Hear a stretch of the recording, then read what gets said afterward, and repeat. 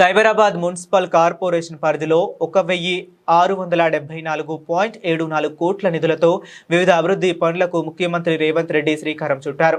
మియాపూర్లో 161 కోట్లతో Cyberabad municipal corporation ప్రధాన కార్యాలయ నిర్మాణానికి సీఎం శంకుస్థాపన చేశారు. 530 కోట్లతో మియాపూర్ చౌరస్తాలో ఫ్లైఓవర్ నిర్మాణ పనులకు భూమి పూజ చేశారు. అలాగే 308 కోట్లతో శేర్లింగంపల్లి ఆర్వీబో నిర్మాణ పనులకు కొబ్బరికాయ కొట్టారు.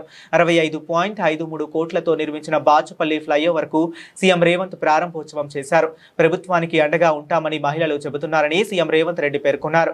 కాలుష్యాన్ని నియంత్రించకపోవడం వల్లే ఢిల్లీని పడావు పెట్టారని విమర్శించారు. ముంబైలో ట్రాఫిక్ జామ్, వర్షం వస్తే రోడ్లపైకి నీళ్లు వస్తాయని తెలిపారు. స్లమ్స్ లో సదుపాయాలు లేక ముంబైలో నివసించే పరిస్థితి లేదని చెప్పారు.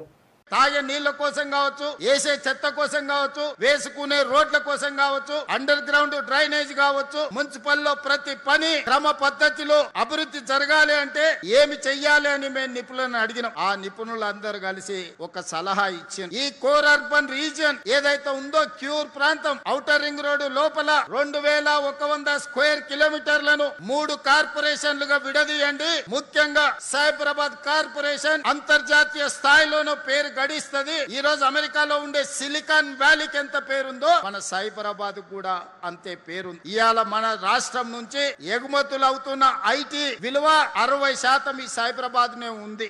ఈ బస్తీలలో ఉండేటోళ్ళు ఎవరనంటే గోపన్పల్లి తండా నుంచి చిన్న పని ఉంటే ఎక్కడికో వెళ్ళాలి. అక్కడికి వెళ్తే గుర్తుపడతారో లేదో మనకు తెలియదు. మన సమస్యలు వాళ్ళకి అర్థమైతాయో అర్థం కావో మనకు అర్థం కాదు. అందుకే ఆలోచన చేసి ఒక పద్ధతి ప్రకారం ఈనాడు గ్రేటర్ హైదరాబాద్ మున్సిపల్ కార్పొరేషన్ ఒక పక్కన 150 డివిజన్లతోటి, సైబరాబాద్ మున్సిపల్ కార్పొరేషన్ 76 డివిజన్లతోని, సైబరాబాద్ మహానగరపాలిక సంస్థను పెట్టుకున్నాం 74 డివిజన్లతోని మల్కాజ్గిరి మున్సిపల్ కార్పొరేషన్ ఏర్పాటు చేసుకున్నాం. ఎవరికి వాళ్ళు ఈ రోజు సైబరాబాద్ మున్సిపల్ కార్పొరేషన్ లో కుత్బుల్లాపూర్ శాసనసభ నియోజకవర్గం, కుక్కట్పల్లి శాసనసభ నియోజకవర్గం, షేర్లింగపల్లి శాసనసభ నియోజకవర్గాన్ని 3 జోన్లుగా విడగొట్టి ఒక మున్సిపల్ కార్పొరేషన్ గా, ఒక సైబరాబాద్ పోలీస్ కమిషనరేట్ గా ఈ రోజు మనం ఈ కార్పొరేషన్స్ ఏర్పాటు చేసుకున్నాం. పోలీస్ కమిషనరేట్లను ఏర్పాటు చేసుకున్నాం. ఒకనాడు పోలీసు వాళ్ళకు మున్సిపల్ వాళ్ళకు సఖ్యత లేదు, మున్సిపల్ వాళ్ళకు హెచ్ఎండిఏ వాళ్ళకు సఖ్యత లేదు, అదే విధంగా మెట్రో వాటర్ వర్క్స్ వాళ్ళకి ఒక పద్ధతి లేదు. అందుకే